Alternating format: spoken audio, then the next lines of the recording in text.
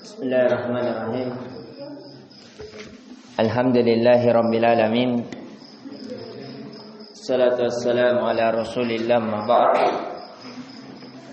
Allahumma anfa'na bima 'allamtana wa 'allimna ma yanfa'una wa zidna ilman. Allahumma faqihna fid-din wa 'allimna at-ta'wil. Assalamualaikum warahmatullahi wabarakatuh.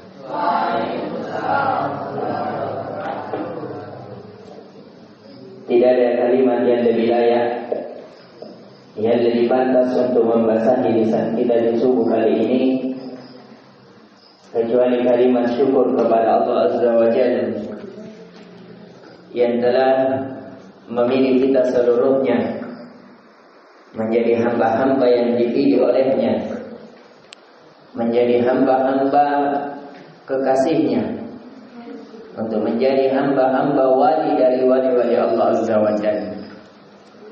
Ala inna awliya'i humul muttaqun, kata Allah. Ketahuilah, sesungguhnya wali-waliku, kata Allah, kekasih-kekasihku, humul muttaqun, mereka lah orang-orang yang bertakwa. Orang yang bertakwa, kata Ibnu Katsir rahimahullahu taala, adalah orang yang melakukan perintah Allah dan menjauhi larangannya. Alhamdulillah, kita bangun pagi tadi, kita sudah melakukan perintah Allah melalui lisan Rasulullah dengan membaca alhamdulillahilladzi ahyana ba'dama amatana wa ilaihi nusyur. Kita telah melakukan perintah Allah kita ketika tidur menghadap ke kiblat, berbaring ke kanan. Ketika bangun, alhamdulillah telah berjalan ke masjid melakukan salat subuh. Setelah salat subuh, zikir-zikir, ada zikir pagi, zikir salat. Kemudian kita membuka hari kita dengan Al-Quran, yaitu bacaan-bacaan di dalam salat. Itu semua adalah perintah-perintah Allah Azza wa Jalla. Dan kita terhindar sekaligus dari larangan-larangan Allah. Di antara larangan Allah, Allah melarang kita untuk menyia-nyiakan sholat. Jangankan meninggalkan sholat, menyia-nyiakan waktu-waktu sholat, itu Allah sudah larang. Maka dari itu, sekali lagi, itu di antara karunia dan rahmat Allah Azza wa Jalla kepada kita. Maka dari itu di pertemuan kali ini, sebagaimana yang telah kita ketahui bersama, bahwasanya mulai di hari ini kita akan adakan daurah fikih al-asma al-husna. Daurah itu adalah pelajaran yang dipelajari dengan metode menghatamkan kitab. Misalnya nama-nama Allah, kita dalam pelajaran ini, kuliah ini, diselesaikan itu dari makna nama-nama Allah. Dan ini berjalan di kalangan para ulama. Misalnya yang dilakukan oleh Imam Syafi'i. Pernah Imam Syafi'i itu berdaurah dengan gurunya Imam Malik rahimahullah ta'ala. Pada saat itu Imam Syafi'i, beliau dari Baghdad pergi ke Madinah untuk ketemu Imam Malik. Padahal Imam Syafi'i pada saat itu masih umur belia, umur seperti kalian. Imam Syafi'i datang ke Imam Malik, masih di depan pintu rumahnya. Kata Imam Malik, pulang saja dulu, kau masih kecil. Ya, tapi kata Imam Syafi'i, habis Muwatta. Ya, saya telah menghafal kitabmu yang bernama Muwatta. Yang di dalam Muwatta ini ada ribuan hadis dalam kitab Muwatta. Maka ketika ditanya oleh Imam Malik, guru Imam Syafi'i, maka Imam Syafi'i langsung membacakan kepada gurunya. Akhirnya Imam Malik takjub bahwa ini bukan anak sembarangan ini. Ya, dia datang ke saya ingin belajar, ingin daurah, sudah hafal kitab saya. Akhirnya Imam Syafi'i dirangkul, dicium bagian jidatnya. Itu kalau orang Arab Kalau dia suka kepada orang, bukan disuruh cium tangannya, itu menurut mereka itu penghinaan. Jadi di sana itu tidak boleh orang cium tangan. Jadi kalau kalian umroh, kalian belajar sama syekh, itu syekh jangan kalian seperti di Indonesia. Cium tangannya syekh seperti kita cium tangannya Pak Kiai, tidak. Itu mereka itu tidak suka ada orang yang tunduk-tunduk. Karena mereka itu katakan seseorang boleh tunduk hanya kepada Allah. Ya, sebagaimana karakter Nabi Yusuf alaihissalam. Ya, jadi itu. Kalau di sana kalau orang disuka, orang disayangi, syekh itulah yang mencium kita, atau kita yang mencium syekh. Dengan cara kalau kita mencium syekh pada jidat bagian tengah di atas hidung, di antara kedua mata. Jadi kita cium itu ya.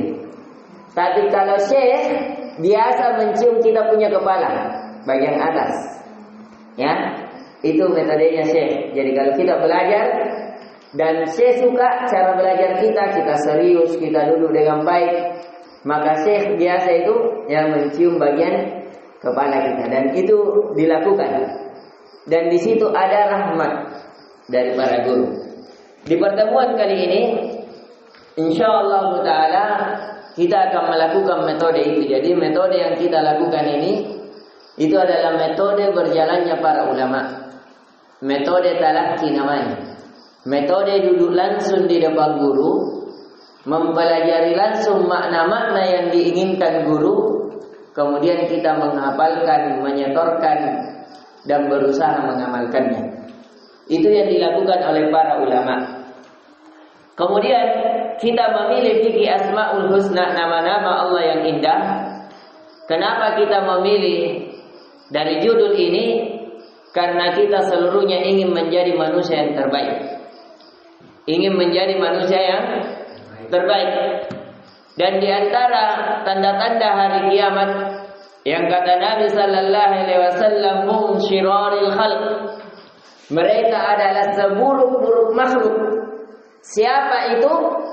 Mereka tidak mengenal Allah. Manhumullah. Mereka itu tidak mengenal Allah. Siapa itu Allah? Jadi hari kiamat kata Nabi, la taqumus sa'ah.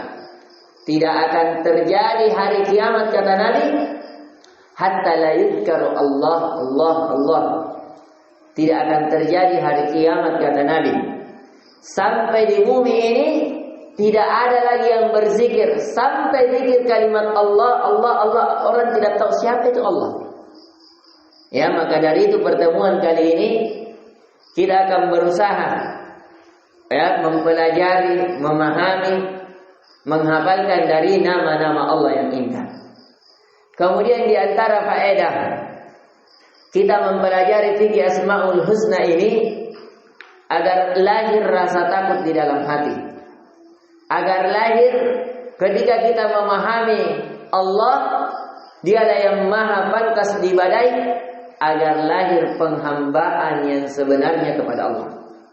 Ketika kita memahami Al-Alim, Allah yang maha mengetahui, maka tidak ada lagi dosa yang tersembunyi di dalam hati kita, dalam pandangan kita, dalam pendengaran kita. Kenapa?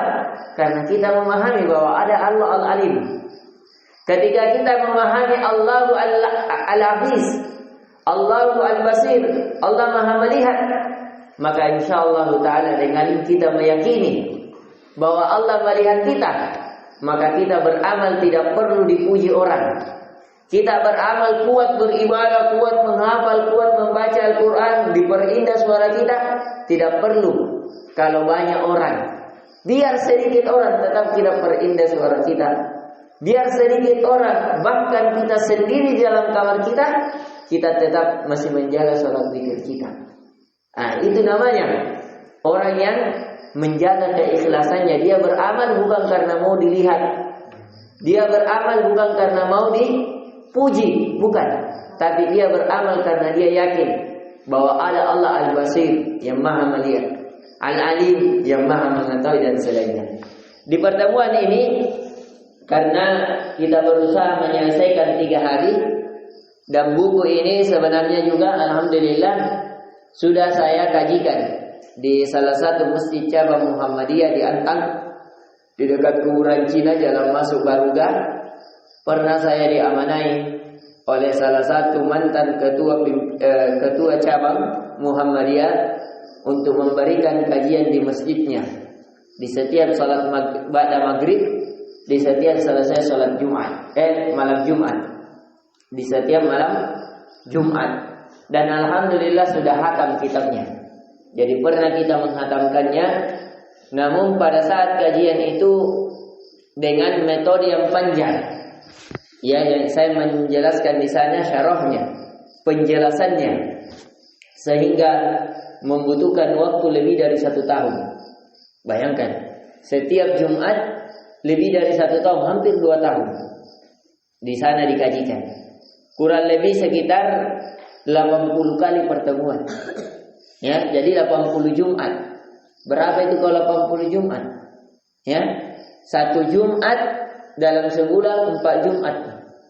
Ya, jadi kalau 12 bulan berarti cuma 28 Jumat. Ya, lebih dari itu. 28 Jumat kali 2 tahun berapa? 56 Jumat. Nah, berarti lebih 2 tahun.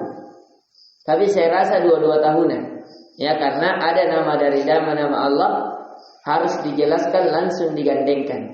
Seperti Ar-Rahmanur Rahim, kalau dijelaskan Ar-Rahman harus dijelaskan Ar-Rahim. Nanti kita akan masuk di pembahasan itu. Jadi inti pelajaran di kali ini sekali lagi saya ingatkan bahwasanya kenapa kita mempelajari kitab ini? Satu, alasannya agar kita menjadi manusia yang terbaik. Karena manusia yang terburuk adalah manusia yang tidak mengenal Allah. Bahkan dia adalah makhluk yang terburuk. Ya, para burung saja itu mengenal Allah. Para burung, para pohon dan selainnya itu mengenal Allah. Maka dari itu mereka bertasbih kepada Allah. Qala ta'ala yusabbihu lillahi ma fis samawati wal ardh.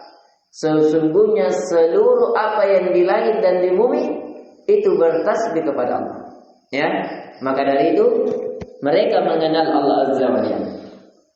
Kemudian di pertemuan yang singkat ini, ya, karena di sini kita metode pondok, maka di sini metodenya bukan hanya saya berceramah saja, akan tetapi bagaimana berusaha memahamkan kepada anda sekalian agar kalian juga bisa mengajarkannya di kemudian hari. Ya, ini bedanya metodenya. Kenapa juga saya mau kaji ulang? Karena beda metodenya. Kalau saya dulu di masjid cabang pimpinan Muhammadiyah, itu metodenya metode taklim namanya, mengajarkan saja, bukan untuk diajarkan. Ya, walaupun bisa diajarkan kalau orang-orang yang belajar itu pandai, bisa untuk merangkai kembali bagaimana bisa diajarkan. Tapi kalau di sini, karena di sini metodenya para pelajar, maka kita bukan hanya berusaha bagaimana mengajarkan, tapi bagaimana bisa untuk diajarkan. Ya, maka di pertemuan kali ini saya memberikan papan tulis agar kita memahami sama-sama asal katanya, maknanya secara singkat dan taklimnya secara umum. Di pertemuan kali ini, sebagaimana yang telah kita kabarkan, hendaknya setiap yang duduk itu sudah menghafalkan dari Asmaul Husna minimal 11. Karena pertemuan subuh ini kita hanya mengkaji 11 nama saja. Sekarang kejujurannya saja, laki-laki siapa yang belum hafal 11 nama, angkat tangan dan berdiri. Akhwat, 11 nama hafal semua. Isni hafal nih? Siapa itu? Indah sudah hafal? Coba beri. Ada ragu sedikit. Ayo Indah, coba dibaca. Tidak secara teratur. Ya, teratur. Ada di Al-Quran yang dibagi-bagi itu ya, di Al-Quran yang hijau. Al-Quran warna hijau. Ayo coba. Ndak Ji? Anu yang mau dulu. Fadali. Jangan lihat buku nah, jangan lihat buku. Fadali, Indah dulu. Ndak dihafal Ki. Di situ lagi ustaz saja yang mengerti.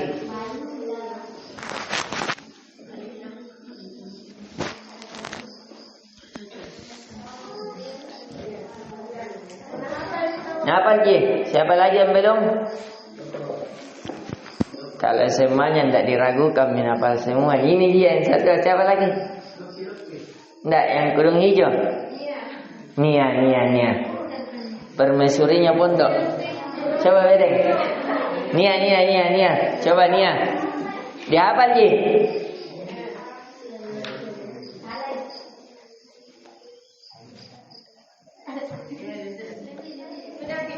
Oh iya. Siapa yang belum hafal jujur? Sekarang ya. Nama yang Lutfi sudah hafal Lutfi? Hafal Lutfi? Hah? Siapa lagi? Itu kita dengan Al-Quran tak baru dibaca. Besar suaranya Lutfi. Suara lembut. Coba Lutfi. Allah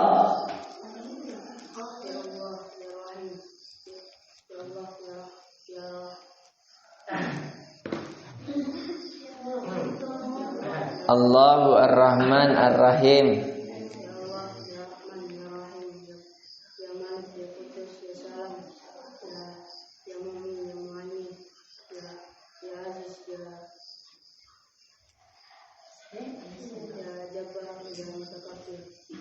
Ya. Di pertemuan siapa yang keluar? Kenapa Ki?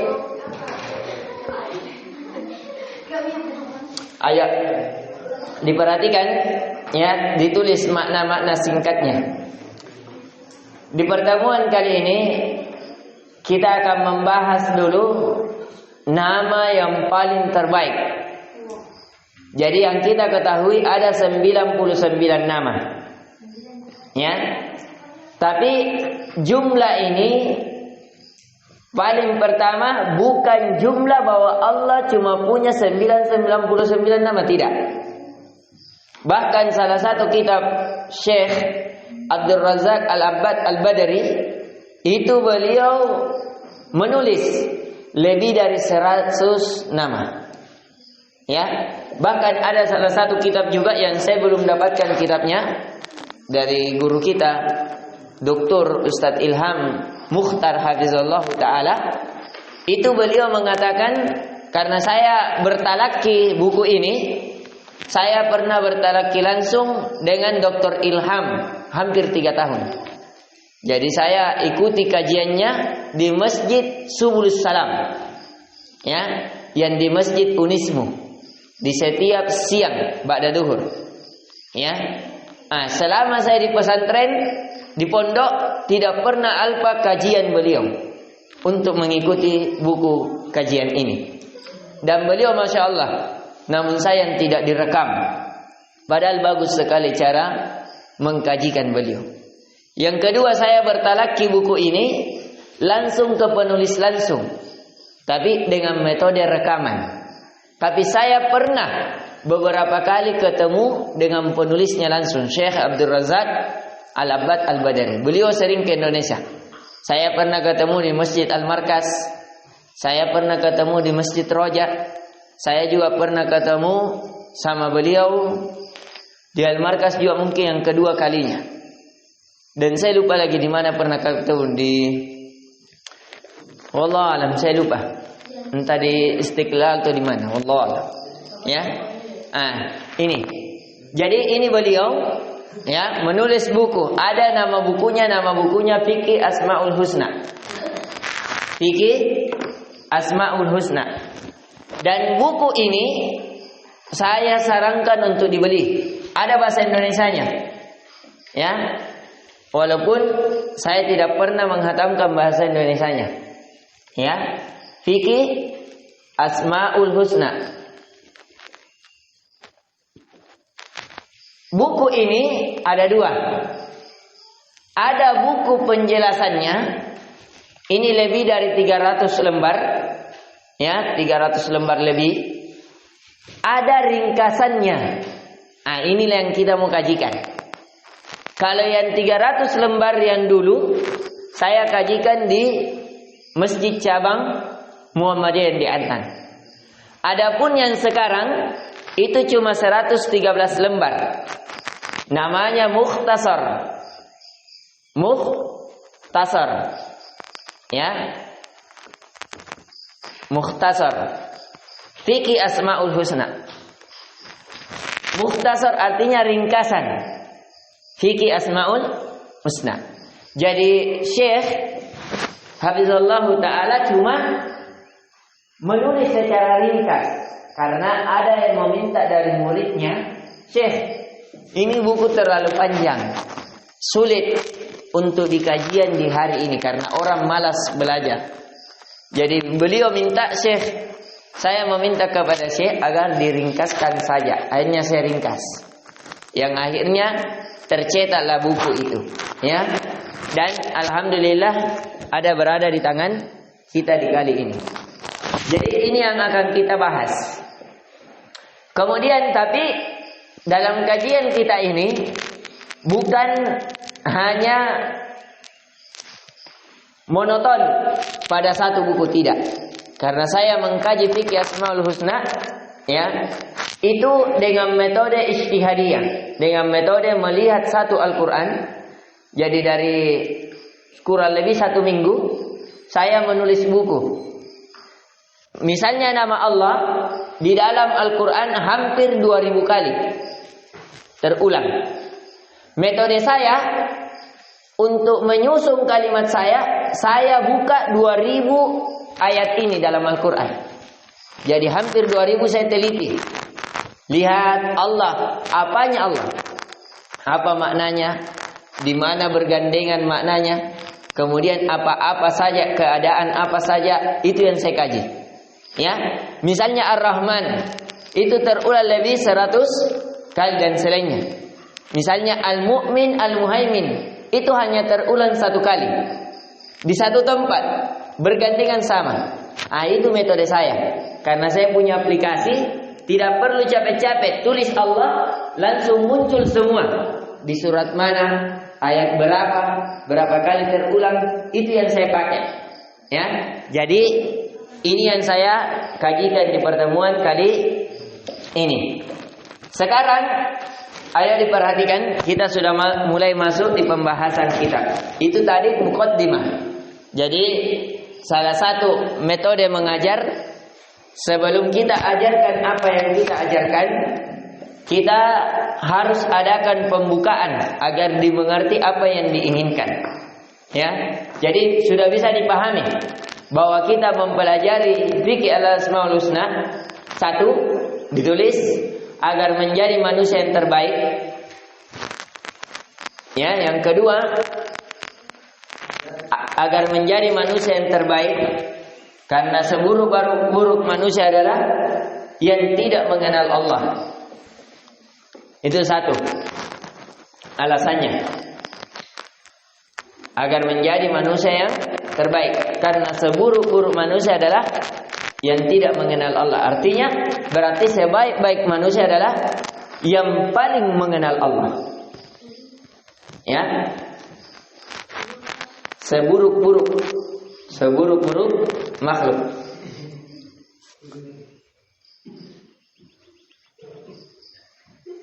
Yang kedua, ya, kita mempelajari Asmaul Husna ini, ya, banyak berkontribusi atau melihat dari kitab Syekh, ditulis Syekh, dari kitab Syekh Abdul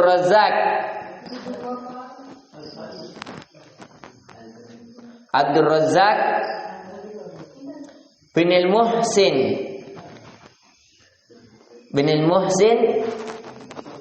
Al-Abbad Al-Badri, Syekh Abdul Razak bin Al-Muhsin Al-Abbad Al-Badri. Judul bukunya Fikih Asmaul Husna. Fikih Asmaul Husna. Yang kedua Mukhtasar Fikih Asmaul Husna. Ya, ini kedua-duanya sama. Fikih Asmaul Husna. Yang kedua Fikih Asmaul Husna. Yang harus ditulis bahwa kita mengkaji buku Syekh Abdul Razak Al-Abbad Al-Badri. Ya, yang kedua, ya, bahwa rujukan kita dengan metode mengkaji buku Syekh Abdul Razak bin Muhsin Al-Abbad Al-Badri. Ya, tapi sekali lagi kita tidak berpatokan satu buku. Ya, saya berusaha mengkaji seluruh nama-nama Allah di dalam Al-Quran 30 juz. Yaitu metode saya. Saya kalau menulis buku begitu metodenya. Saya mau kaji 30 juz agar bisa melahirkan tulisan yang baru. Yang mungkin saja ya masih ada yang terlupakan. Ya, walaupun kita ketahui bahwa para ulama juga demikian. Namun kita berusaha, yang semoga Allah memberikan hidayah kepada kita, bisa ada ya kontribusi baru yang kita berikan kepada diri kita dan kepada kaum muslimin secara umum. Kemudian yang ketiga faedah yang ketiga, bahwa 99 nama. Yang ketiga, bahwa 99 nama bukan batasan dari jumlah nama Allah. Bahwa 99 nama bukan batasan dari jumlah nama Allah. Jadi banyak orang mengenal bahwa nama Allah cuma 99. Ya, padahal Syekh Abdul Razak menulis kalau tidak salah 107 nama. Ya, ada lagi buku yang pernah saya diberikan judulnya oleh Ustadz Dr. Abbas Bacomiro sama Dr. Ilham, lebih dari 110-an, 117-an, 100 berapakah, kurang lebih. Tapi sampai sekarang buku itu saya cari tidak temukan. Sudah sekitar 5 tahun saya cari. Ya, saya belum temukan. Melalui PDF, melalui perpustakaan, melalui penjual-penjual buku. Saya bahkan simpan nomornya. Kalau ada judul bukunya ini, tolong hubungi saya. Sampai sekarang belum saya temukan. Ya, nah ini. Saya lupa nama bukunya. Ada di catatan saya. Ya, nanti.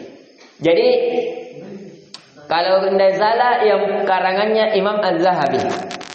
Penulisnya adalah Imam Az-Zahabi tentang Asmaul Husna. Kalau tidak salah ingat karyanya Imam Az-Zahabi. Imam Az-Zahabi punya karya juga Al-Kabair, dosa-dosa besar. Memang Imam Az-Zahabi suka membilang. Ya, berapa banyak bilangannya. Tapi saya rasa karya Syekh Abdul Razak itu sudah cukup. Kenapa? Karena para ulama sangat memuji karya ini. Bahkan di Masjid Nabawi itu dikajikan oleh di sini. Yang mengkaji adalah penulisnya langsung. Ya, waktu saya umrah lama sekali saya cari ini Syekh. Di antara nasihat guru saya, Ustaz Haidir Hafizallah Ta'ala, saya disuruh untuk ketemu guru ini. Saya cari ketika saya di Madinah, beliau ada di Mekah.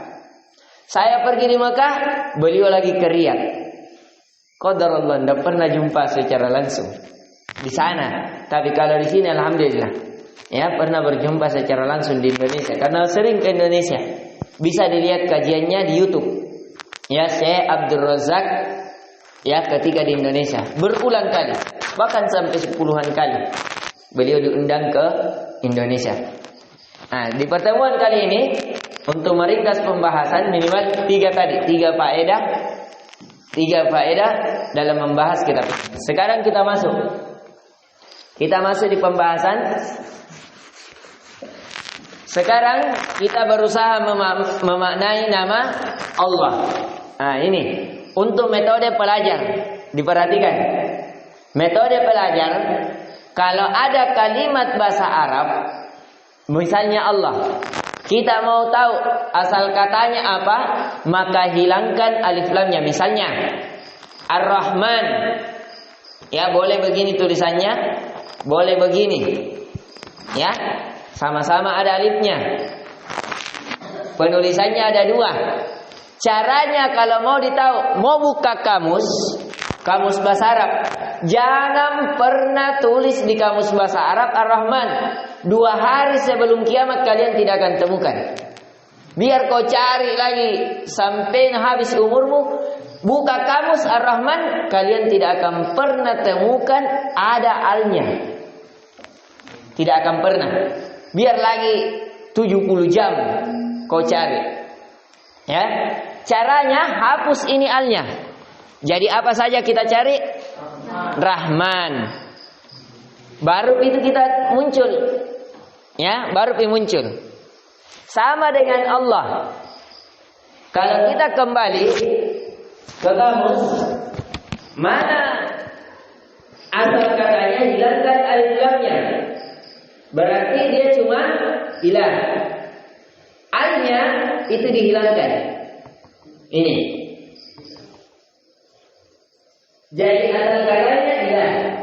Wa ilahukum ilahu wahid. La ilaha illallah. La ilaha illallah.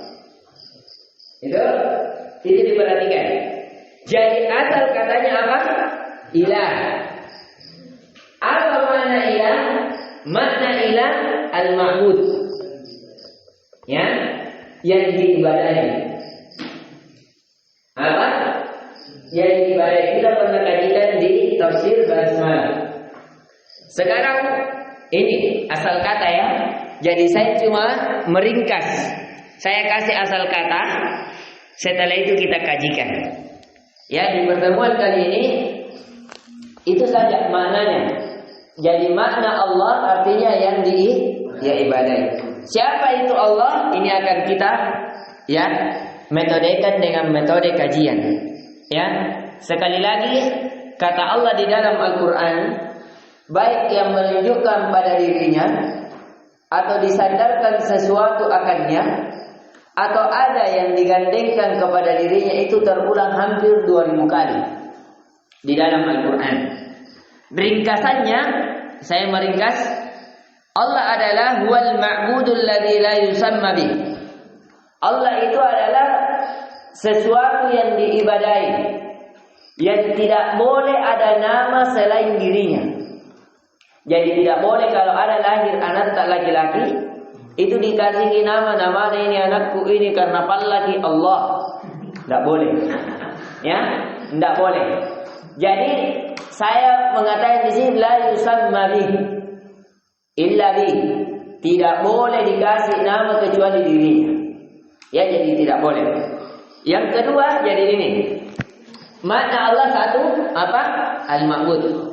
Ditulis. Ya, satu yang diibadahi. Yang diibadahi. Dua, ini makna dasar ya, yang diibadahi. 2, tidak boleh ada nama yang semisal dengan namanya. Tidak boleh ada nama yang semisal dengan namanya. Ya. Bagaimana ada pernah datang di Afrika di mana ada dia namakan Fir'aun, ada dinamakan Iblis, omong-omong. Ya. Tidak tahu ada pernah juga nama Allah. Ya, sampai Fira.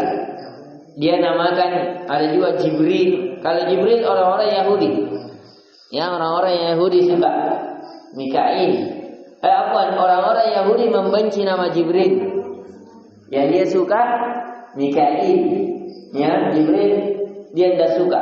Kenapa? Karena dia anggap Jibril itu berkhianat, salah kasih wahyu. Kenapa dikasih kepada Muhammad?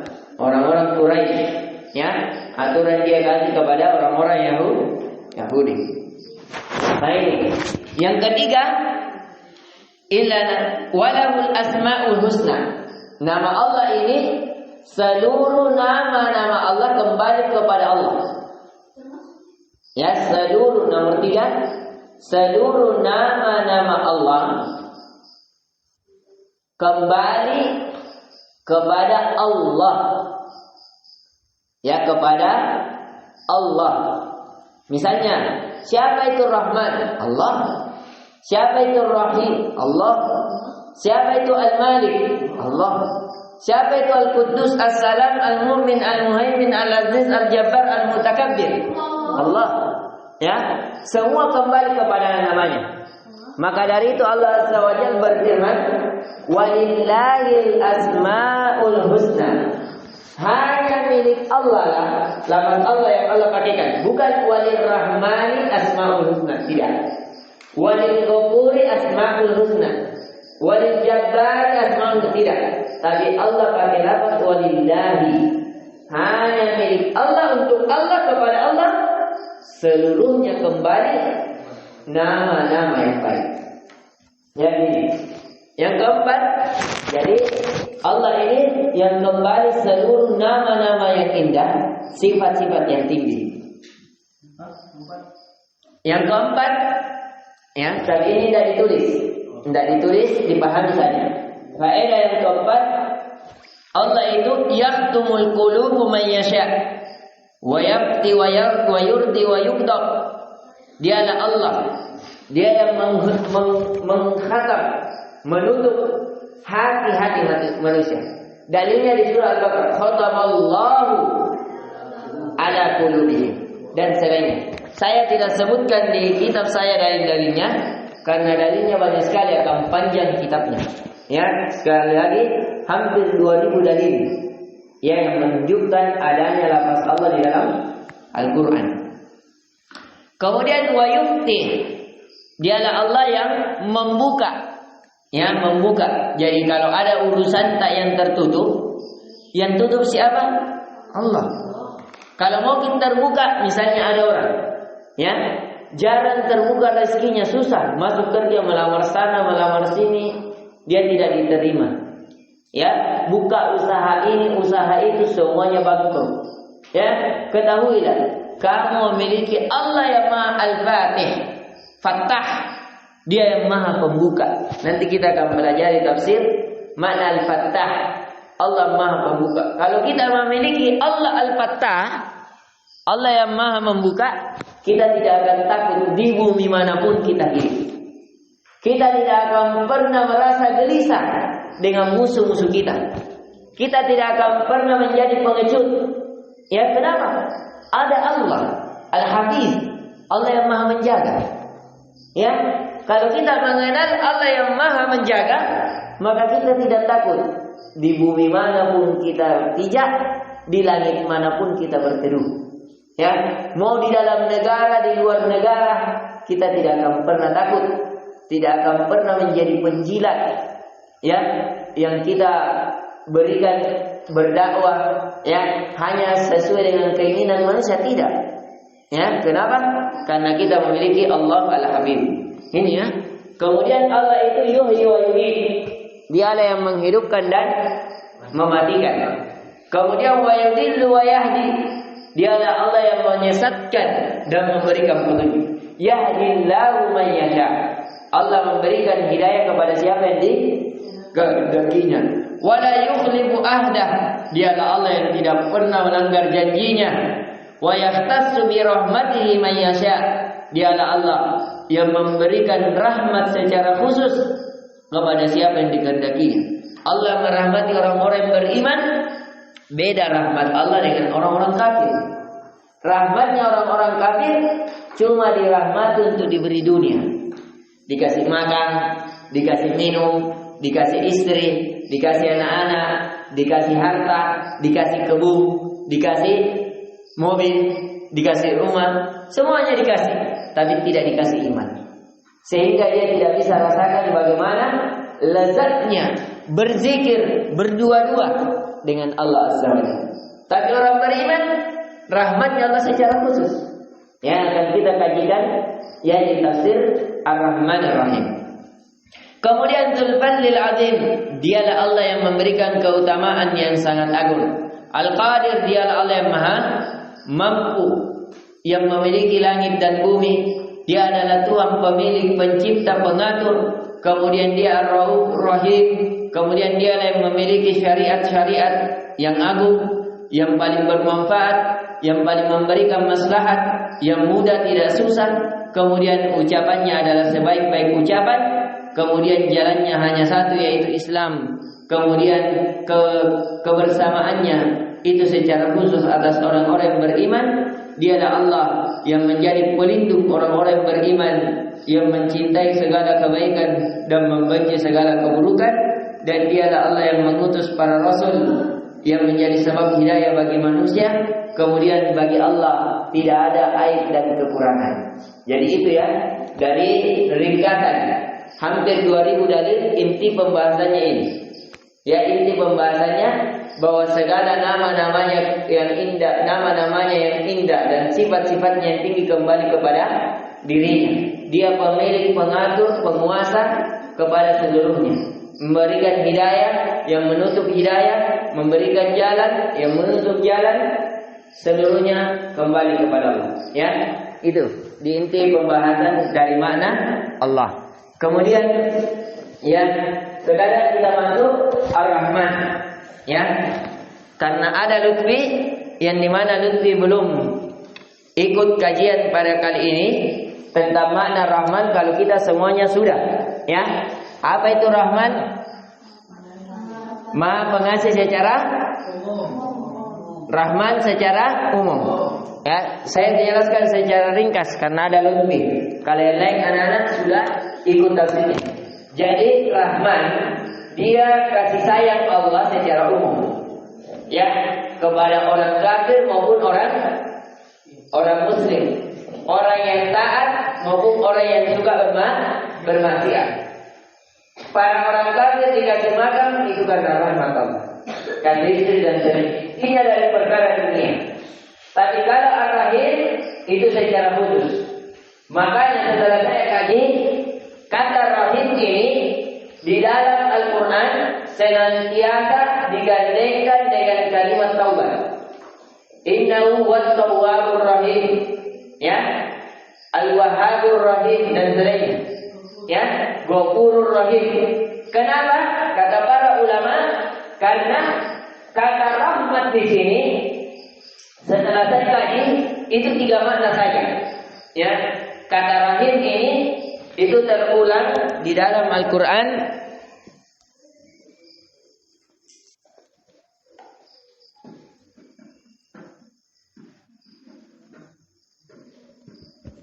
terulang 114 kali. Ya, masuk di dalam kalimat-kalimat basmalah di setiap surah. Jadi rahim ini ketika saya ringkas, kalimat rahim ini selalu digandengkan dengan taubat. Sehingga makna rahim ini kasih sayang Allah secara khusus kepada orang-orang yang beriman, diberikannya keimanan. Kasih sayang Allah secara khusus kepada para pendosa dari kalangan orang yang beriman, diberikannya ampunan. Ya, dan selainnya. Kasih sayang secara khusus bagi orang yang taat, diberikannya surga.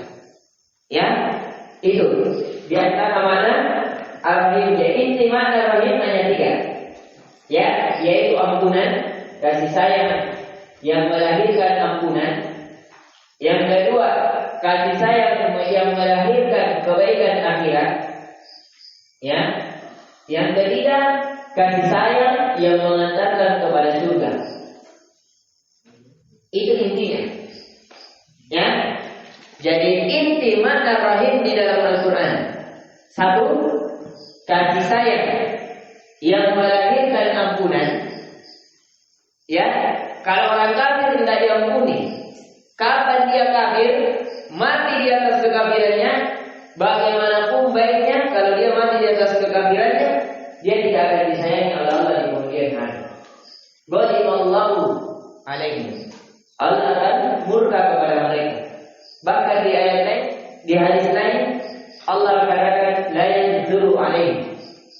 Ya, di ayat lain wa la'anahu. Allah melaknat mereka. Ya, dan selainnya dari lafaz-lafaz yang kurang bagus untuk mereka dinisbatkan kepada mereka. Ini pembahasannya. Ar-Rahman adalah kasih sayang secara umum, Ar-Rahim kasih sayang secara khusus. Secara umum memasuki orang kafir maupun orang muslim, orang taat maupun orang yang tidak taat. Ar-Rahim kasih sayang Allah secara khusus berupa ampunan, berupa jalan menuju akhirat. Yang ketiga, dimudahkannya jalan seorang hamba kepada surga. Kasih sayang Allah kepada kalian, kepada kita semua itu khusus. Ya, kita dimudahkan menuntut ilmu itu khusus. Maka dari itu mayyuridillahu bi khairan yufaqihu fid din. Di hadis lain kata Nabi sallallahu alaihi wasallam, "Man salaka tariqan yaltamisu fihi ilman, sahhalallahu lahu tariqan ila jannah." Barang siapa yang dimudahkan oleh Allah menempuh suatu jalan dari jalan menuntut ilmu, maka Allah memudahkan jalannya menuju surga. Jadi ini kita semuanya kasih sayang apa yang Allah berikan khusus, bukan umum. Kita dikasih dunia, dikasih juga akhirat. Kita juga dimudahkan jalan kita menuju surga. Tadi kita sholat qobliyah saja khairum minad dunya wa ma fiha. Ya, dikasih menuntut ilmu, dimudahkan menuju surga. Ya, kita tadi beristighfar, membaca doa sayyidul istighfar di zikir pagi, berarti diampuni dosa kita dari sore sampai pagi hari. Allahumma anta rabbi la ilaha illa anta khalaqtani dan seterusnya. Itu diantara kasih sayang Allah secara khusus. Kemudian kita masuk di yang ketiga, Ar-Rahmanur Rahim, Al-Malik. Al-Malik, Allah yang maha merajai. Ini juga ada beberapa bacaan. Ya, seperti kalau tadi tulisan. Kalau Ar-Rahman, Ar-Rahim tulisan. Mohon maaf saya metode cepat. Ya, kalau ada yang mengembang, angkat tangan. Ustaz, belum bisa paham, angkat tangan ya. Sekarang Al-Malik. Ini ada dua tulisannya. Boleh tanpa begini, boleh begini. Al-Malik. Dipanjangkan. Ada Malik, Malik. Makanya di surah Al-Fatihah ada dua bacaan. Boleh Maliki Yaumiddin, boleh Maliki Yaumiddin. Boleh dibaca Maliki Yaumiddin, boleh dibaca Maliki Yaumiddin. Ya. Ar-Rahmanir Rahim, Maliki Yaumiddin. Boleh juga Maliki Yaumiddin. Ya. Ini Al-Malik atau Malik sama maknanya. Ya, dia adalah yang maha raja. Tapi di dalam Al-Quran, ketika kita melihat kata Malik, itu boleh dinisbatkan kepada yang lain. Ya, boleh dinisbatkan. Misalnya di surah Al-Kahfi, misalnya di surat tentang Talut wa Jalut. Ya, yu'ti mulkahu may yasha. Allah yang memberikan kerajaan kepada siapa yang dikehendaki. Allah nisbatkan kerajaan itu kepada siapa? Jalut. Kemudian kepada siapa lagi? Kepada Fir'aun. Ya, diberikan kerajaan. Kepada Nabi Sulaiman. Ya, dia diberikan juga kerajaan, bisa menguasai apa? Baik dari kalangan jin maupun manusia. Dia bisa memerintahkan para jin. Ya, wallahu alam dengan cincinnya atau dengan apanya? Katanya ada cincinnya. Ya, yang wallahu alam apakah kebenarannya itu ada atau tidak? Ya, kita belum kaji secara mendalam. Sekarang apa itu Malik? Yang maha raja. Tentunya yang kita nisbatkan tadi manusia juga menjadi raja. Misalnya kalau di Saudi sekarang siapa rajanya? Salman. Raja Salman. Kalau kita di Indonesia rajanya Pak Jokowi. Ya, Raja Jokowi. Ya.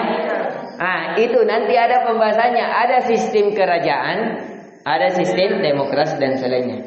Ya, nanti kita tidak bahas di situ. Ya. Sekarang kita perhatikan kerajaan, ya, hanya milik Allah semata, kerajaan mutlak. Ya, jadi kerajaan Allah ini satu, faedah satu, mutlak. Apa itu mutlak? Makna mutlak artinya yang abadi. Kerajaan mutlakun wa abadiyun. Ya. Jadi satu faedah, makna al-malik, maharaja, Allah yang memiliki kerajaan, seluruh jenis kerajaan dan abadi. Ya. Misalnya di kalangan para semut ada rajanya tidak? Tidak ada. Ratu yang ada dalam Al-Quran sudah jelaskan. Ya, tidak ada raja di dalam semut, yang ada ratu semut. Jadi di sini menunjukkan selain dari manusia bisa jadi ratu. Ya, kalau manusia tidak bisa pemimpinnya, kalau apa? Kalau perempuan tidak sah kepemimpinan. Kecuali kalau sudah naik baru dianggap saja, kesahannya tidak. Seperti pernah kita dibimbing oleh Megawati. Nah, ya, saya pernah dapat hadiah gara-gara tanyakan ini. Ya, dari yang gubernur sekarang Pak Sudirman. Saya dikasih baju sama ketika di Unhas ada kajian bersama guru kami Dr. Zulkarnain Habibullah Ta'ala. Saya tanyakan tentang itu karena di fikih pengadilan tidak sah seorang wanita untuk menjadi pemimpin. Tapi kalau sudah naik bagaimana Ustaz? Akhirnya saya dijawab pertanyaan itu, akhirnya diberi hadiah. Sekarang kerajaan Allah itu kerajaan yang mutlak. Ya, walaupun semut ada ratunya, para burung ada juga ratunya, para hewan juga ada rajanya. Kalau raja para hewan kan yang dianggap siapa? Singa. Ya, misalnya ada rajanya, setiap kelompok, setiap makhluk memiliki pemimpin, memiliki raja. Manusia juga demikian. Tapi rajanya dari para raja siapa? Allah. Ya, karena para raja saja itu tidak bisa, ya, merajai dirinya sendiri. Ya, berapa banyak para raja menginginkan A, tapi yang terjadi B. Seperti misalnya Raja Fir'aun pernah menginginkan membunuh semua anak laki-laki. Supaya apa? Tidak ada yang terjadi di dalam mimpinya yang menghancurkan kerajaannya. Yang akhirnya apa? Yang menghancurkan kerajaannya yaitu Nabi Musa lahir di dalam rumahnya.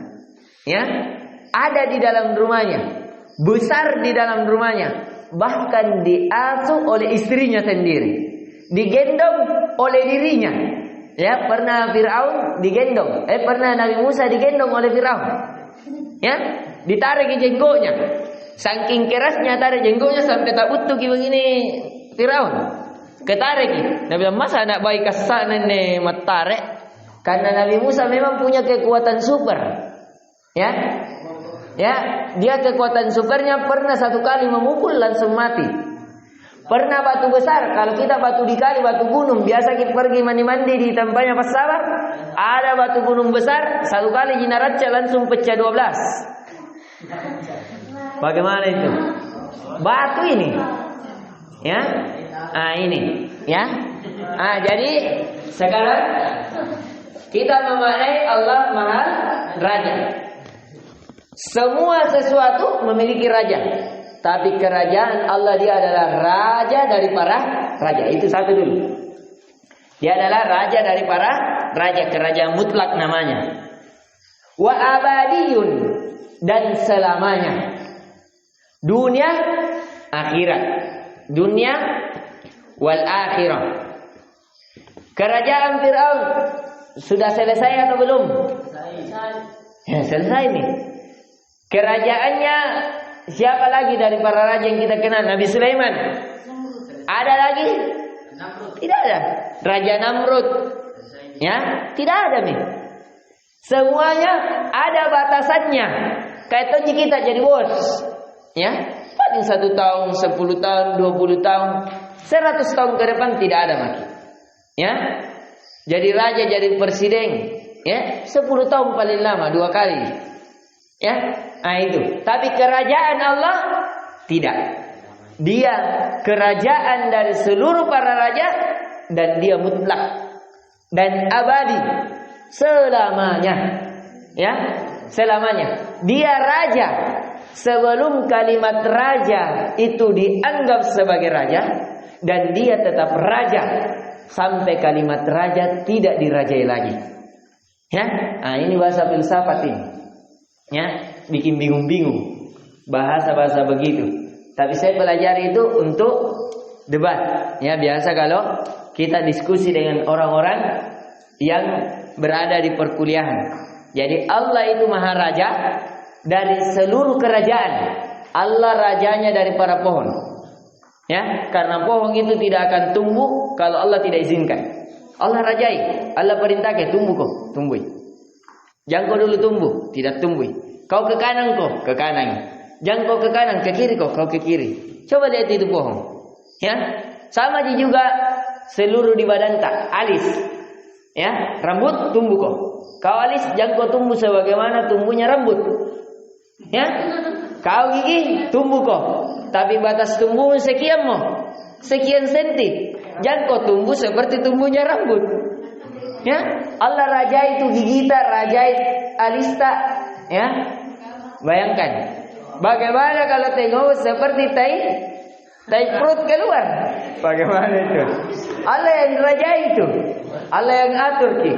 Ya, dan kotor-kotor ki mulut dia kalau singgah mati perut keluar tengok. Bagaimana itu rajanya Allah? Ya, seluruhnya. Ya, Allah yang rajai kita punya kuku, rajai Allah Akbar. Rajai kita punya darah, rajai seluruhnya, seluruh kerajaan. Ya, di tangan Allah. Di hari kiamat juga demikian. La yamlikuna minhu khitaban. Tidak ada yang merajai sampai ucapan. Tidak ada yang boleh bicara. Kecuali apa? Illa man adzina lahur rahman wa qala shawab. Kecuali siapa yang diizinkan Ar-Rahman, yaitu Allah. Ya, dan dia tidak boleh berkata kecuali kebenaran. Boleh orang berdusta, boleh. Ada keinginannya orang berdusta, tidak mau jujur terhadap dosanya. Tapi kedustaannya itu di atas kerajaan Allah, sehingga dustanya tertutup, jujurnya yang bicara. Ya, nah ini kerajaan Allah, Allah Akbar. Ya, ini yang bisa ya kita simpulkan dari makna Al-Malik.